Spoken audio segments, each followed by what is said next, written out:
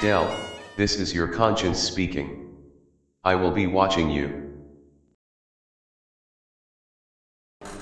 So these were wee sequences, so the sequence is kind of jotted about, but you'll see exactly what I've set up here, just as an example.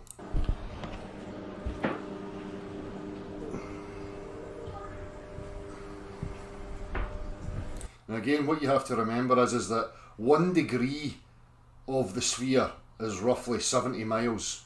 Okay? Now the majority of these observations that people are showing and arguing about are not even half of that distance.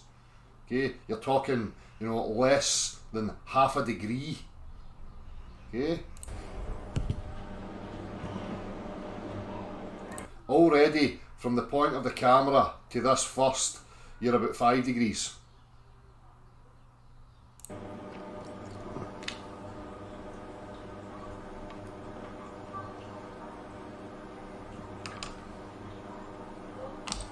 And again, note that nothing is rising up into the centre of the field of view.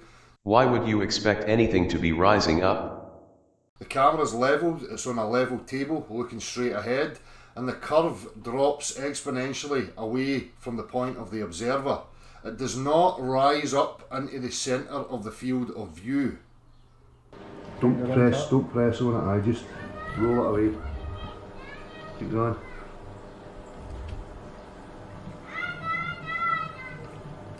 So as you can see how far it gets before anything would start to be obscured on a curving surface. Again, if you look at the distance from there to there, when you see it in the side view, you can see that it's well over 10, 15 degrees, possibly even more than that. Okay, now if you look at that, if you see even 10 degrees, you're talking about 700 miles. Del, you are not being very honest here. If you scaled that toy car up to match the actual circumference of the Earth, it would be 7 to 8 miles high. Remember, I am watching you. Right, so if you stop there, same again as we elevate up. And this is the absurdity of a globe proponent talking about a sunrise and how it's going down beyond the curvature of the Earth.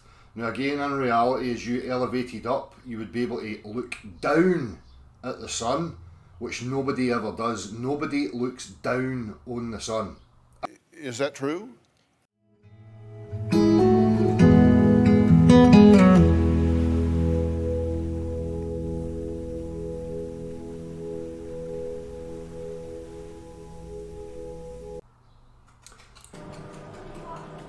So stop, come back, keep coming, stop. Stop. So even at that point, as I say, stay there. You can see the distance that would have been travelled. Nothing would be obscured. No, Del. We have already established that your little toy car scales to over 7 miles high. It would be visible to a 6-foot observer at sea level 250 miles away. There you go. Keep going back, no, go the other way.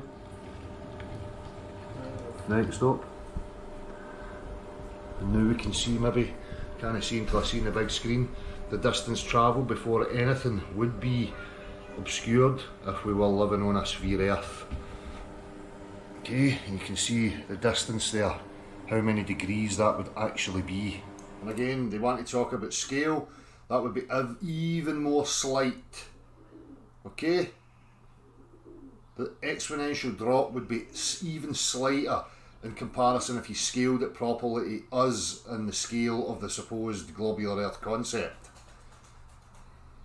Which is a fair bit, yet the majority of the observations we're seeing are over a fraction of that distance. And now for something completely different. In reality, you're always at this point. Okay? Now you're levelled and you're looking straight out. How can that ever rise up like this? How can anything up until a point, as I just displayed to you, maybe about here, right, would anything ever be obscured? It's got nothing to do with the surface of the Earth. It's to do with vision, why the floor appears to rise up and why things appear to get blocked after a certain point. Absolutely nothing to do with the geometry of what you're standing on. Okay? Because the absurdity it is, right, that you're standing at the top and you've got an observer here or whatever and you want to look straight up, this floor would have to mound up like that in front of you and then come back down like this. But that's not what happens in reality. And the same if you turned round, you'd have to have another mount here in front of you. This is what they're trying to assert.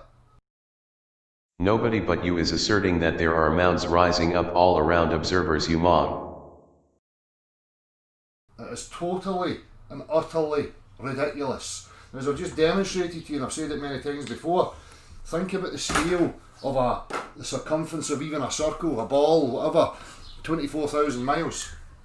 And you think that over a short distance of 20, even 30 miles, that you're going to have something obscured or blocked by supposed earth curve?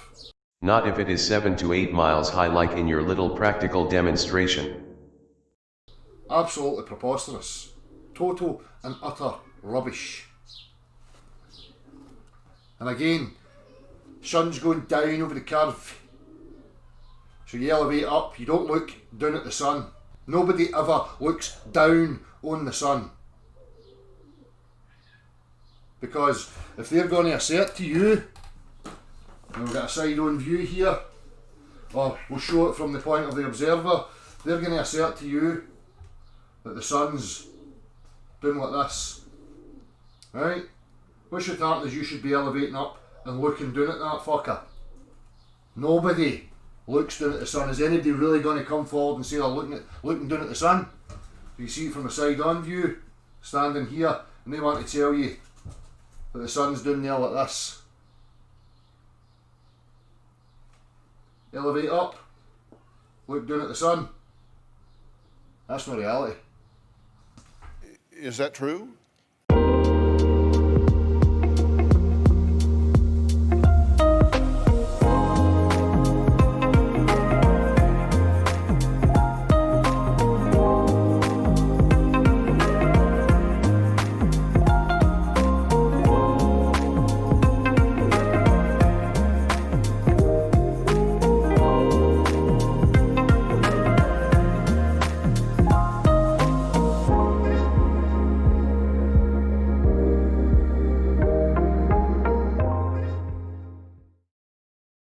So in conclusion, Del, it is hard to say whether you are being dishonest or are just plain stupid.